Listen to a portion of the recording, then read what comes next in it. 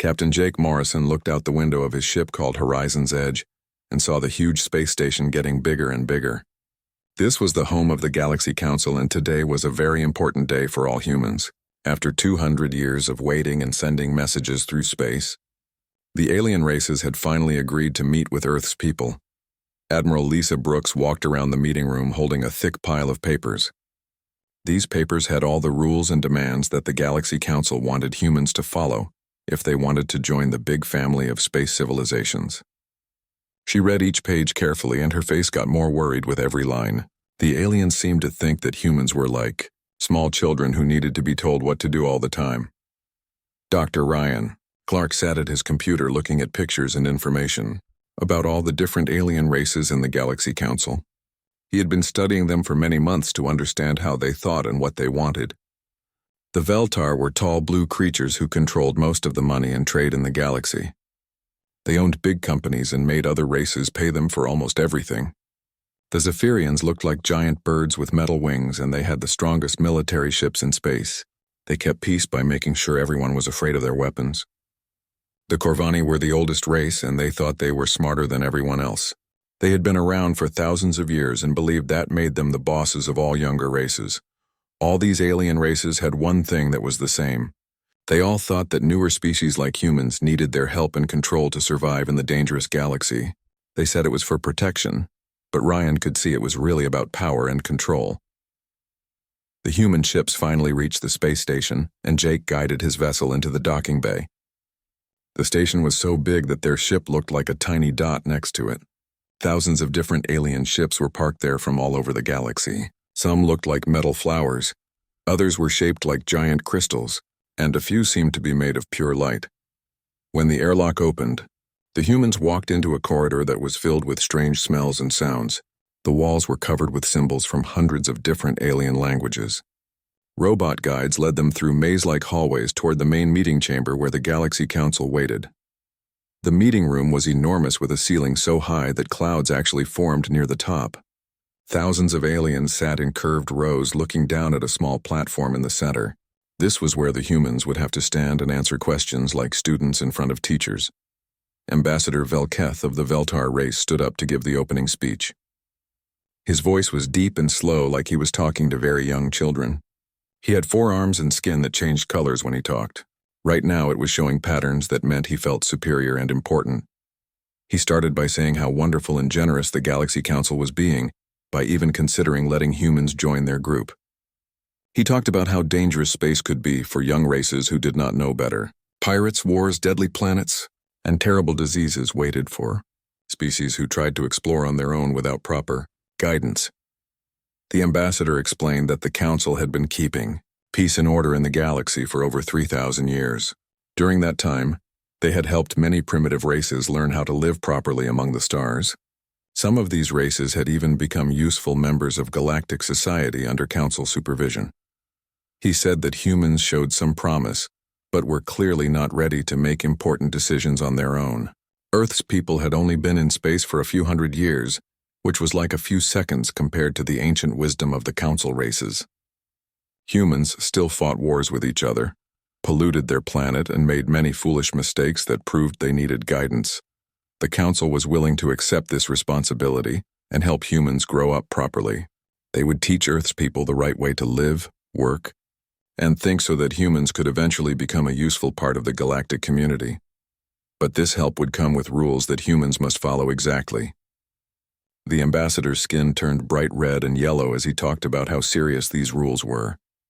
Any species that joined, the council had to prove they could be trusted by giving up their independence and following orders from their wiser alien leaders. Admiral Brooks listened to every word and felt anger growing in her chest. The way the ambassador talked made it sound like humans were pets that needed training, rather than intelligent beings who deserved respect. She looked around at the other humans and saw the same anger in their eyes. Dr. Clark took notes on everything the aliens said and did. He noticed that they never asked humans any questions about their culture, science, or ideas. The council members seemed to have already decided that Earth's people had nothing valuable to offer. They saw humans as raw material that could be shaped into something useful with enough pressure and control. The ambassador finished his speech by saying that the detailed terms for human membership would be presented tomorrow. He warned that these terms were not open for discussion or changes. The council had spent many years deciding what would be best for humans, and their decision was final. As the first day of meetings ended, the humans were led to small rooms where they would stay during the negotiations. The rooms were plain and cold with no decorations or comfort items. It felt more like a prison than a place for honored guests. That night, Admiral Brooks sat in her room reading through the preliminary documents that had been given to them. Each page made her more certain that the Galaxy Council did not want humans as partners or friends. They wanted servants who would do whatever they were told without question. The other humans gathered in her room to discuss what they had learned. Everyone agreed that something was very wrong with this situation. The aliens talked about peace and order, but what they really meant was control and submission. Jake Morrison looked out his small window at the alien ships surrounding the station. Many of them had weapons that were pointed toward the human vessels. It was supposed to be for protection, but it felt more like a threat. The first day had shown them exactly what kind of future the Galaxy Council had planned for humanity. Tomorrow they would learn the full details of what joining this galactic community would really cost. The second day of meetings started early, when alien guards came to get the humans from their rooms. Admiral Lisa Brooks and her team were led back to the Great Council Chamber, but this time they had to sit in a small box-like area surrounded by thick glass walls. It felt like being animals in a zoo while thousands of alien eyes stared down at them. High Counselor Zeph, Ran of the Zephyrian military, stepped forward to read the official terms for human membership in the Galaxy Council. His metal wings spread wide and his voice boomed through speakers that made every word sound like a command from a general to his soldiers. The first demand was about Earth's production and resources. Humans would be required to give 70% of everything they made to the Galaxy Council. This included all metals mined from asteroids, all food grown on Earth, all energy produced by fusion reactors, and all manufactured goods from human factories. The Council said this was necessary to help pay for the protection and guidance they would provide. Admiral Brooks felt her hands shake as she wrote down these numbers. 70% would leave Earth with barely enough resources to feed its own people. Entire colonies would have to shut down and millions of humans would lose their jobs. It would turn Earth into a farm that existed only to feed the alien masters. The second demand was even worse. All human military forces had to be completely disbanded within 1 year. Every warship, every weapon, every soldier would be turned over to Council control. Earth would be left completely defenseless and dependent on alien protection. Any human who wanted to serve in the military would have to join alien forces and follow alien orders. Commander Nick Carter listened to this part with growing rage. He had spent his whole life protecting human colonies from pirates and hostile forces. The idea of surrendering all their defenses to aliens who saw humans as inferior made his stomach sick. Without their own military, humans would be completely at the mercy of whatever the Council decided to do with them. The third demand focused on technology and science. All human research facilities, laboratories, and universities would be placed under direct Council supervision. Alien overseers would decide what humans were allowed to study and what discoveries they could make. Any technology that the Council considered too advanced for humans would be confiscated immediately. Dr. Amy Sullivan could barely believe what she was hearing. Human scientists had made incredible breakthroughs in fusion energy, quantum computing, and space travel. Now aliens wanted to take control of all human knowledge and treat Earth's greatest minds like children playing with dangerous toys. The Corvani representative stepped forward to explain this policy in more detail. His ancient voice cracked as he spoke about the many primitive species who had hurt themselves by developing technology too quickly. He claimed that humans were especially dangerous because they were aggressive and unpredictable. Without proper guidance, human scientists might create weapons or machines that could threaten the entire galaxy. He pointed to examples from human history like nuclear weapons and artificial intelligence research. These proved that humans could not be trusted to develop advanced technology on their own. The wise and experienced Corvani would carefully review all human research and allow only safe and appropriate projects to continue. The fourth demand dealt with human expansion into space. No human colony could be established anywhere in the galaxy without written permission from the Galaxy Council. This permission would only be granted if the proposed colony served Council interests and followed strict guidelines about population, Industry and governance. Any existing human colonies that did not meet council standards would be relocated or disbanded. The millions of humans living on frontier worlds would be forced to abandon their homes and move to council-approved locations. Their dreams of building new civilizations among the stars would be crushed under alien bureaucracy. The fifth and most insulting demand was about human culture and education. All schools on Earth and human colonies would be required to teach Galaxy Council-approved curriculum. Human children would learn alien languages, alien history, and alien values instead of their own heritage. Traditional human holidays, religions, and customs would be gradually phased out and replaced with council-approved alternatives.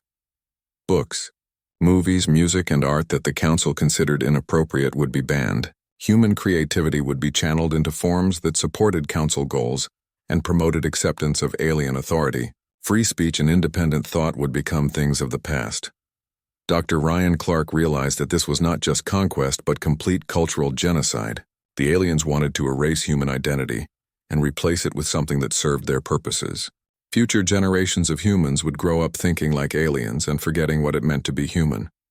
The final demand was about representation and leadership. Humans would be allowed to send advisors to council meetings, but these advisors would have no voting power and could only speak when given permission. All important decisions about human affairs would be made by alien officials who understood what was best for the primitive Earth species. Any human leader who disagreed with council policies would be removed from power and replaced with someone more cooperative. Earth's government would become a puppet show performed for the benefit of alien masters who pulled all the strings from behind the curtain. As High Counselor Zephyron finished reading the demands, he added that humans had exactly 24 hours to accept these terms completely. No changes or negotiations would be allowed because the council had already spent years studying human capabilities and needs. They knew better than humans themselves what kind of future Earth's people should have. Ambassador Velketh stood up, and his skin flashed bright colors that meant satisfaction and superiority. He explained that thousands of species had joined the Galaxy Council under similar terms, and had learned to be grateful for the peace and stability that came with proper leadership. Humans would eventually understand that giving up their independence was a small price to pay for becoming part of something greater than themselves. The alien officials seemed completely confident that humans would accept these demands because they had no other choice. Rejecting council membership would mean facing the dangerous galaxy alone, without protection or support. No intelligent species would be foolish enough to choose isolation over the security of joining the most powerful organization in known space. Admiral Brooks asked if the human delegation could have time to discuss these terms privately before giving their answer. The council agreed but warned that any attempt to change or modify the demands would result in immediate rejection of human membership. The terms were final and non-negotiable. As the humans were escorted back to their quarters, alien guards watched them carefully to make sure they did not try to send unauthorized messages to Earth. The council wanted to control every aspect of these negotiations and prevent any outside interference. That evening, the human team gathered in Admiral Brooks' room to discuss their situation. Everyone understood that accepting these demands would destroy everything that made humanity unique and independent. But rejecting them might mean war with the most powerful military force in the galaxy. Admiral Lisa Brooks sat in her small quarters staring at the communication device that would connect her directly to Earth Command. The 24-hour deadline was getting closer, and she needed to know what the people of Earth wanted her to do. This decision would affect every human being alive, and all the generations that would come after them. She activated the quantum communication link and waited for the signal to reach Earth across thousands of light years. The technology was one of humanity's greatest achievements, but the Galaxy Council had dismissed it as primitive compared to their own methods. Within minutes, the face of Fleet Admiral Robert Cole appeared on her screen. Admiral Brooks explained everything that had happened during the negotiations.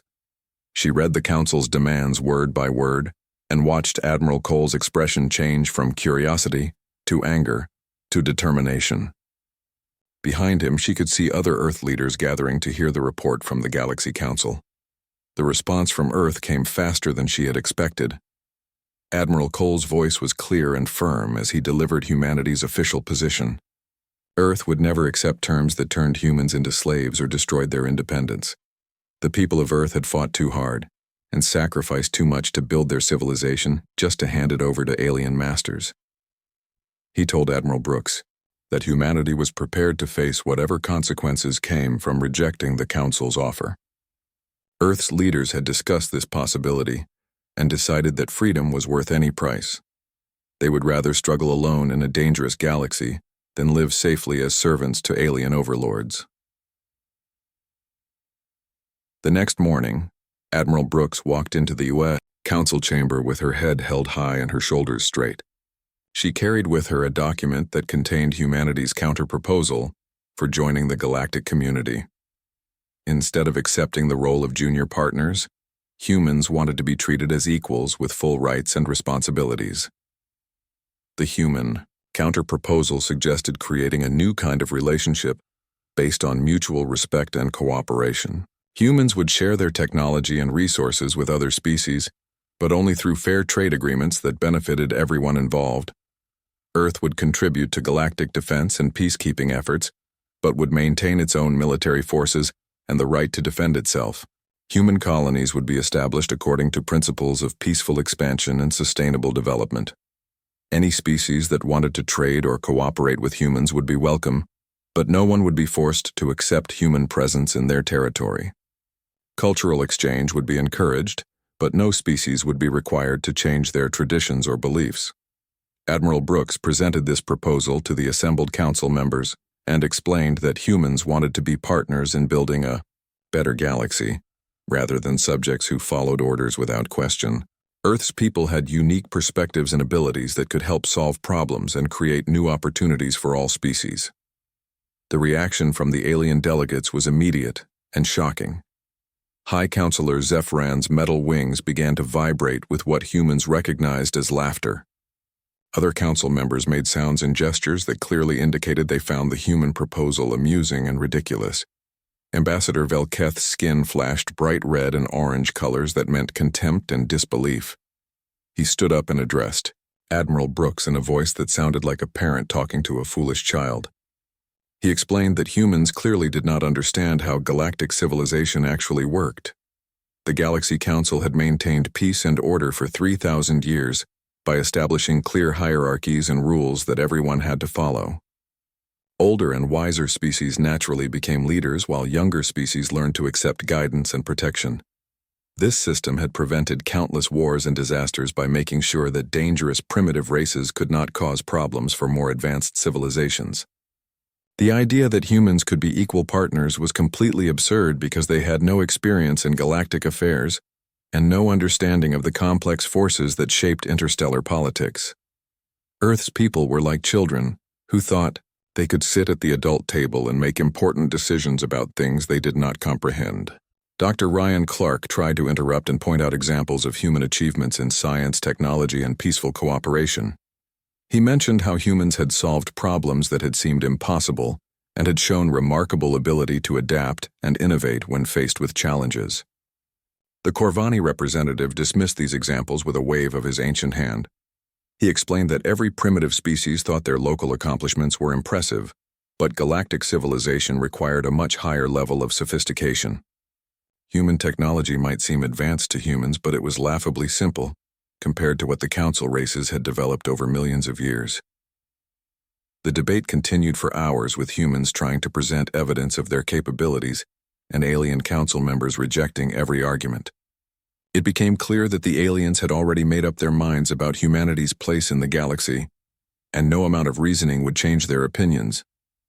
Captain Danny Wright was monitoring the situation from aboard the Horizon's Edge when his sensors detected massive energy signatures appearing at the edge of the star system. Dozens of alien warships were moving into position around the space station. Their weapons were powered up and their shields were active. He immediately contacted Admiral Brooks to warn her that the Council was preparing to use military force if the negotiations failed. The aliens were not just making threats about what would happen if humans rejected their offer. They were actually getting ready to back up their words with violence. Admiral Brooks received this message while she was still trying to convince the Council to consider humanity's counter-proposal. The knowledge that alien warships were surrounding their position made the situation much more serious. The Council was not planning to let humans leave if they refused to accept the terms of membership. High Counselor Zeph Ran finally ended the debate by standing up and spreading his metal wings wide. His voice boomed through the chamber as he delivered the Council's final decision. Humanity's counter-proposal was completely unacceptable and would not be considered under any circumstances. The original terms for human membership remained unchanged and non-negotiable. Humans had exactly 1 hour to accept these terms or face the consequences of their foolish pride. The Galaxy Council had been generous enough to offer membership to such a primitive species and would not tolerate further insults to their authority.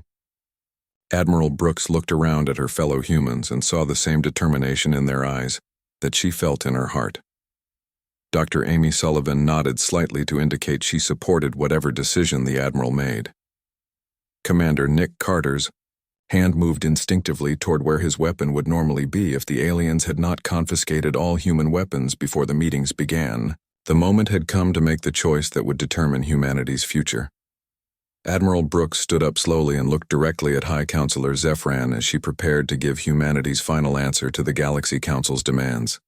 She thought about all the humans who had died fighting for freedom throughout Earth's history.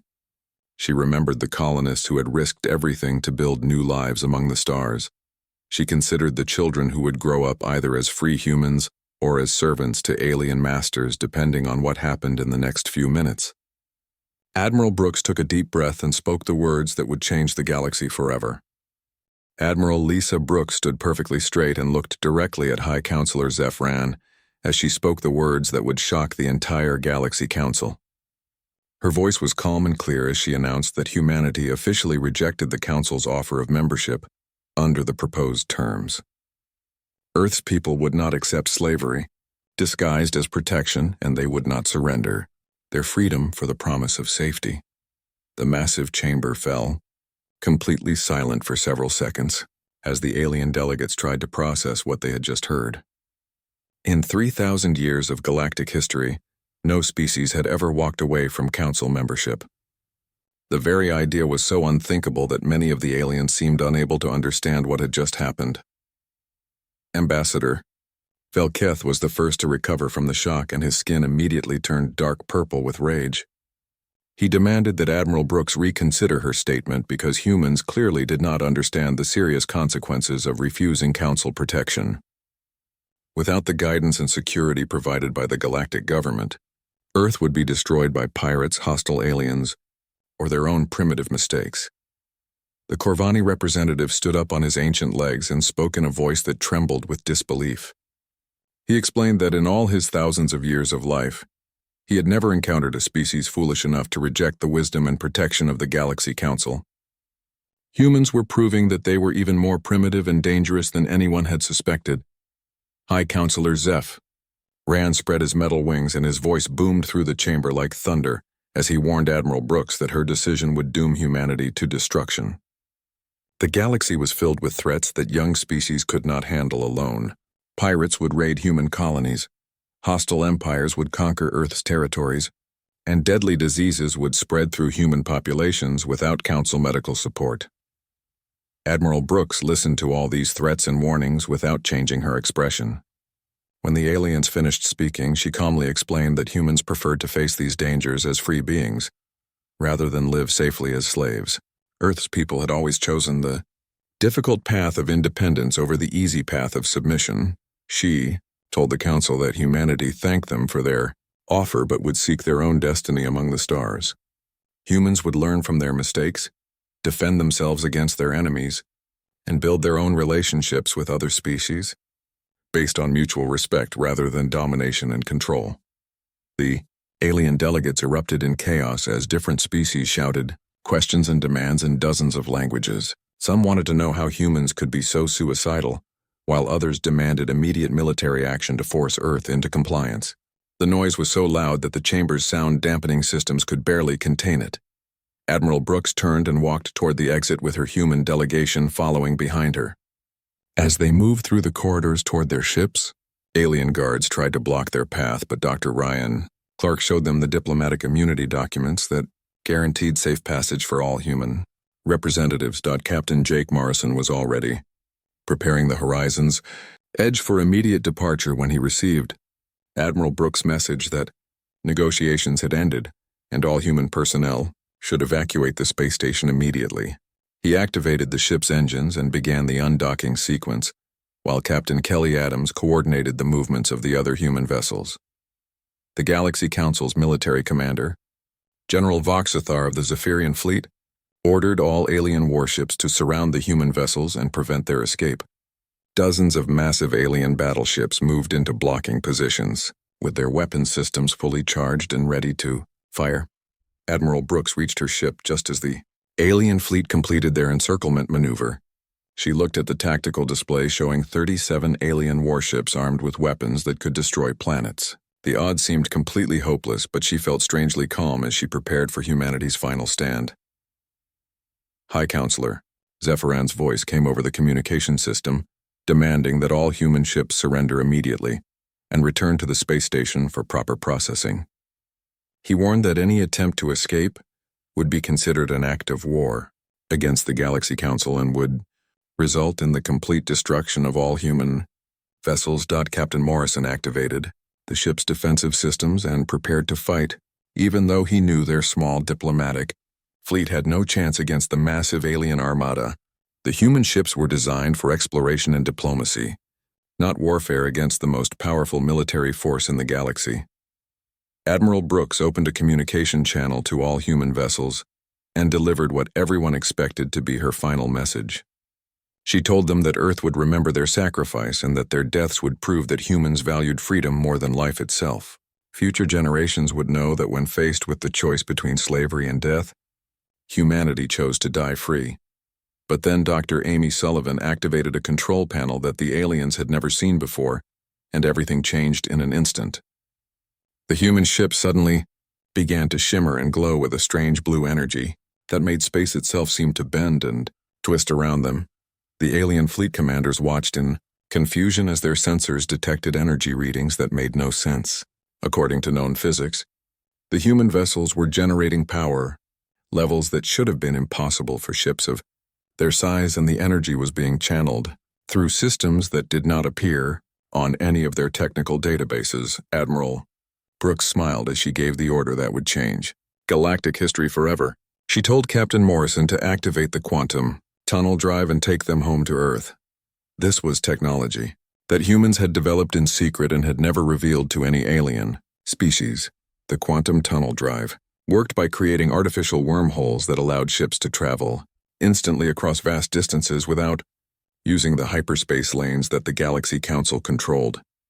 It was based on theories that human scientists had developed independently, and it represented a completely different approach to faster-than-light travel.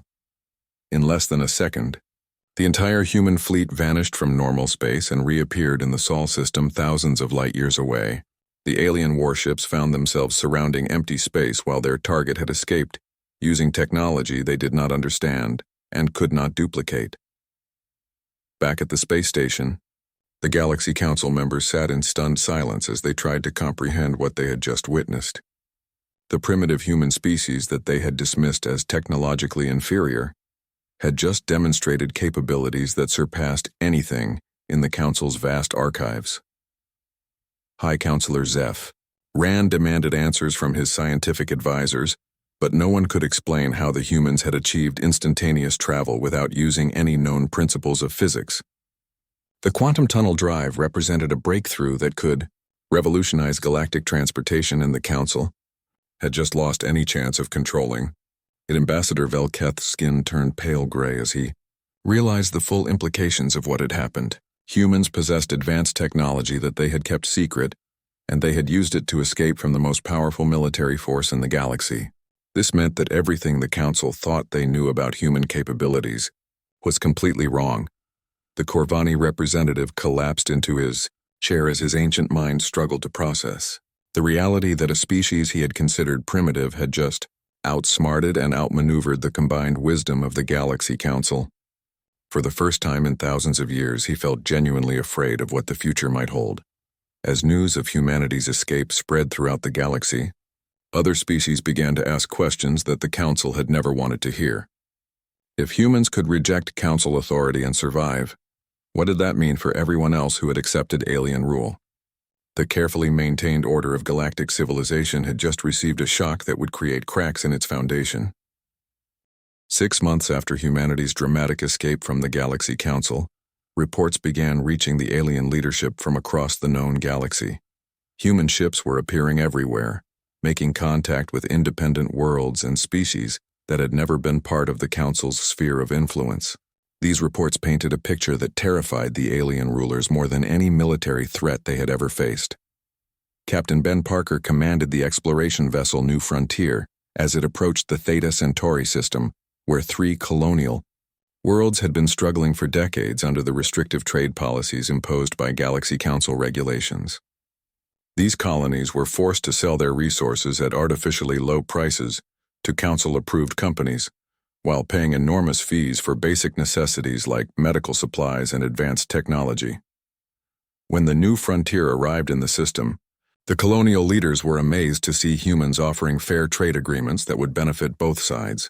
Captain Parker explained that Earth wanted to establish partnerships based on mutual respect and genuine cooperation, rather than the one-sided exploitation that characterized Council relationships.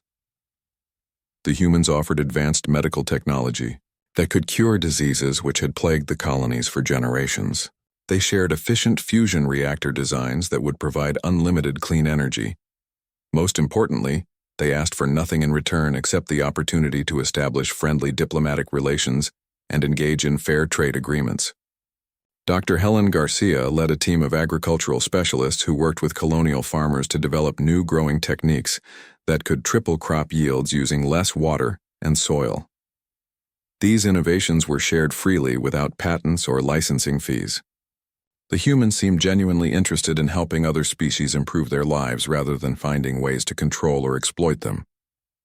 Engineer Rick Johnson introduced revolutionary manufacturing techniques that allowed smaller civilizations to produce advanced goods without depending on massive industrial complexes controlled by Council corporations.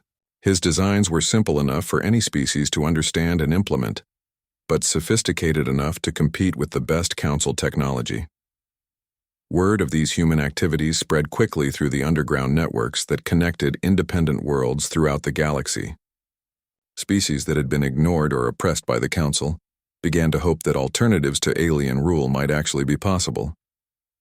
The Galaxy Council watched these developments with growing alarm as their carefully maintained control systems began to show cracks. Species that had served as reliable sources of resources and labor for centuries suddenly had other options.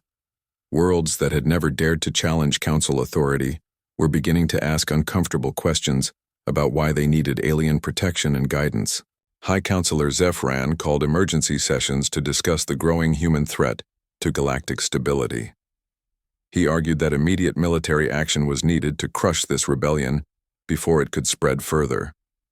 The Council's massive fleets should be sent to destroy every human ship and colony, to demonstrate what happened to species that challenged established order. But Ambassador Velketh raised concerns about humanity's unknown technological capabilities. The quantum tunnel drive had proven that humans possessed science far beyond what the Council understood. Military action against an enemy with superior technology could result in devastating losses for the alien fleets. The Corvani representative suggested a different approach that focused on diplomatic and economic pressure to isolate humanity from potential allies. If the Council could convince other species that humans were dangerous and unreliable, the growing rebellion might collapse on its own without requiring military intervention. However, their efforts to discredit humanity kept failing because human actions spoke louder than alien propaganda. Every species that made contact with humans discovered that Earth's people kept their promises, treated others with respect, and genuinely wanted to help rather than control. Admiral Lisa Brooks established the headquarters for humanity's new diplomatic initiative on Kepler 442b, a planet that humans had terraformed using techniques that were both more efficient and more environmentally friendly than anything the Council had ever developed. The world became a symbol of what could be achieved when species worked together as equals rather than masters and servants. The Free Worlds Alliance grew rapidly as dozens of systems declared their independence from Galaxy Council authority and requested membership in humanity's new organization. Unlike the Council's hierarchical structure, the alliance was based on principles of democratic decision-making and voluntary cooperation. Each member species retained complete sovereignty over their internal affairs while participating in collective defense agreements and trade partnerships that benefited everyone involved. No species was required to change their culture or traditions to join the alliance, and no one was forced to accept human leadership or guidance. Captain Danny Wright led exploration missions that made contact with species in remote regions of the galaxy who had never even heard of the Galaxy Council. These civilizations were amazed to learn about the vast galactic community that existed beyond their local star systems, and many chose to join the alliance rather than risk falling under Council control. Dr. Amy Sullivan's research teams made breakthrough discoveries in fields ranging from quantum physics to biological engineering. Unlike Council scientists who hoarded their knowledge to maintain technological advantages over other species, human researchers shared their findings freely with anyone who wanted to learn. This open approach to scientific cooperation led to rapid advances that benefited all alliance members. Problems that had seemed impossible to solve for centuries were resolved through collaborative efforts that combined the unique perspectives and abilities of different species. The Galaxy Council found itself facing the first serious challenge to its authority in over 3,000 years. Entire sectors were breaking away from Council control and joining the human-led alliance. Trade routes that had enriched Council corporations for millennia were being bypassed by new networks based on fair exchange rather than exploitation. Most disturbing of all was the fact that species who joined the alliance seemed genuinely happier and more prosperous than those who remained under Council rule. The humans had proven that galactic civilization could function without the rigid hierarchies and oppressive regulations that the Council claimed were necessary for peace and stability. High Counselor Zeph Ran watched his empire crumbling and realized that military force alone could not solve this crisis. The human approach to galactic politics was fundamentally different from anything the Council had encountered before, and traditional methods of control were proving ineffective against opponents who offered genuine alternatives, rather than just different forms of domination. Ambassador Velketh's skin showed colors of confusion and fear, as reports continued to arrive about alliance successes and Council failures. His species had built their power on economic manipulation and trade monopolies, but humans were demonstrating that prosperity could be achieved through cooperation rather than competition. The ancient Corvani representative sat in his chambers contemplating the possibility that his species had been wrong about everything they believed regarding galactic governance. For thousands of years, they had assumed that older and more advanced species naturally deserved to rule over younger civilizations. Humans had proven that wisdom and leadership could come from unexpected sources. As the second year of the alliance began, over 80 star systems had joined the human-led organization, while the Galaxy Council's membership had shrunk to less than half its original size. The careful balance of power that had maintained galactic order for millennia had been completely disrupted by a species that refused to accept their assigned place in the cosmic hierarchy. The galaxy would never be the same because humanity had demonstrated that respect could not be demanded or imposed through force. It had to be earned through actions that proved a species worthy of trust and partnership. The Council was learning this lesson too late to save their empire, but perhaps soon enough to avoid complete destruction. Humanity had chosen to walk away from a corrupt system and build something better based on principles of freedom, cooperation, and mutual respect. Their success had inspired others to believe that change was possible, and that the future did not have to be controlled by the mistakes of the past.